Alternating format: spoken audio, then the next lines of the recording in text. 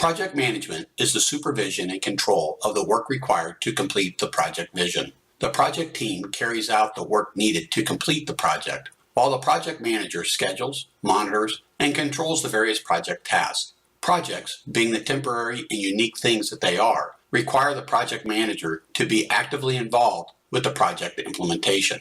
One common attribute of all projects is that they eventually end. Think back to one of your favorite projects. The project started with a desire to change something within an organization. The idea to change this something was mulled around, kicked around, and researched until someone with power deemed a good idea to move forward and implement the project. As the project progressed towards completion, there were some very visible phases within the project life. Each phase within the life of the project created a deliverable. For example, consider a project to build a new warehouse. The construction company has some pretty clear phases within this project: research, blueprints, approvals and permits, breaking ground, laying the foundation, and so on. Each phase, big or small, results in some accomplishments that everyone can take a look and say, hey, we're making progress. Eventually the project is completed and the warehouse is put into production. At the beginning of the project, through planning, research, experience, and expert judgment, the project manager and the project team will plot out when each phase should begin, when it should end, and the related deliverables that will come from each phase. Often, the deliverable of each phase is called a milestone. The milestone is a significant point in the schedule that allows the stakeholders to see how far the project has progressed and how far the project has to go to reach completion. Will all projects have the same phases? Of course not. A project to create and manufacture a new pharmaceutical will not have the same phases as a project to build a skyscraper. Both projects, however, can map to the 5 project management processes. These processes are typical of projects and are iterative in nature. That is, you do not finish a process never to return. Let us take a look at each process and its attributes. First is initiating, which launches the project or phase. The needs of the organization are identified and alternative solutions are researched. The power to launch the project or phase is given through a project charter, and when initiating the project, the wonderful project manager is selected. Next is planning. The planning process requires the project manager and the project team to develop the various core and subsidiary management plans necessary for project completion. This process is one of the most important pieces of project management. Executing follows planning, allowing the project team and vendors to move toward completing the work outlined in the planning process. The project team moves forward with completing the project work. Concurrently with execution, the project manager must control the work the project team and the vendors are completing. The project manager checks that the deliverables of the phases are in alignment with the project scope, defends the scope from changes, and confirms the expected level of quality of the work being performed. This process also requires the project manager to confirm that the cost and schedule are in accordance with what was planned. Finally, the project team will inform the project manager of their progress, who will, in turn, report on the project's progress to the project sponsor, to management, and perhaps even to key stakeholders within the organization.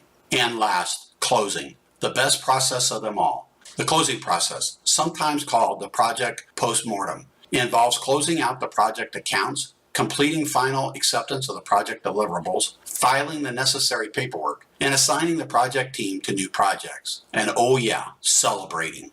Most projects have similar characteristics, such as the following. Stakeholders are demanding. The people with a vested interest in the project are all going to have different expectations, needs, and requests of the project deliverables. No doubt, there will be conflict between the stakeholders. Projects should have a clearly defined set of requirements. These requirements will set the bar for the actual product or service created by the project, the quality of the project, and the timelines for the project completion. Projects also have assumptions. Assumptions are beliefs held to be true, but that have not been proven. For example, the project may be operating under the assumption that the project team will have access to do the work at any time during the workday, rather than only in the evenings or weekends.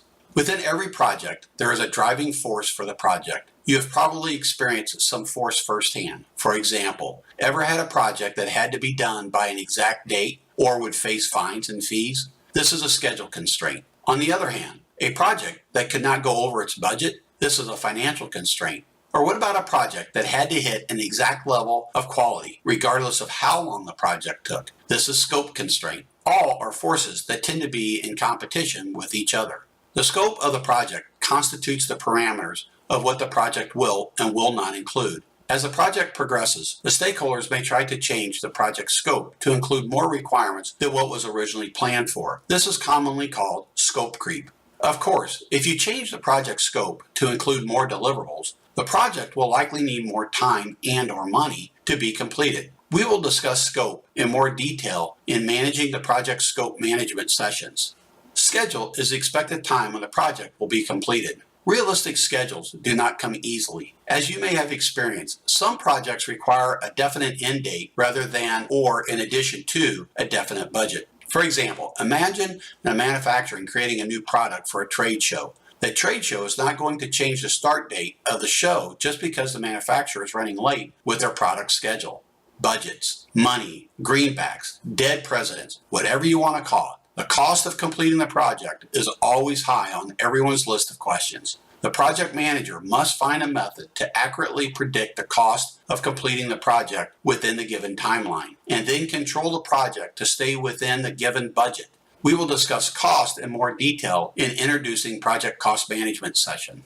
Do you play golf? In golf, as in project management, there is a theory called the risk-reward principle. You're teeing off for the 7th hole. If you shoot straight, you can lay up in the fairway, shoot again, and then two-putt for par. Pretty safe and predictable. However, if you have confidence in your driver, you may choose to cut the water and get onto the green in one.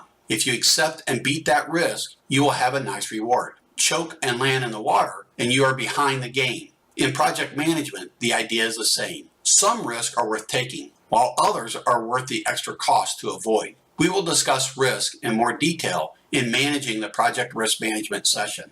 What good is a project if it is finished on time and on budget, but the quality of the deliverable is so poor it's unusable? Some projects have a set level of quality that allows a project team to aim for. Other projects follow the organizational quality assurance programs such as ISO 9000. And unfortunately, some projects have a general vague idea of what an acceptance level of quality is. Without a specific target for quality, trouble can ensue. The project manager and the project team may spend more time and money to hit an extreme high level of quality when a lower expected level of quality would suffice for the project. Quality is needed, but an exact target of expected quality is demanded.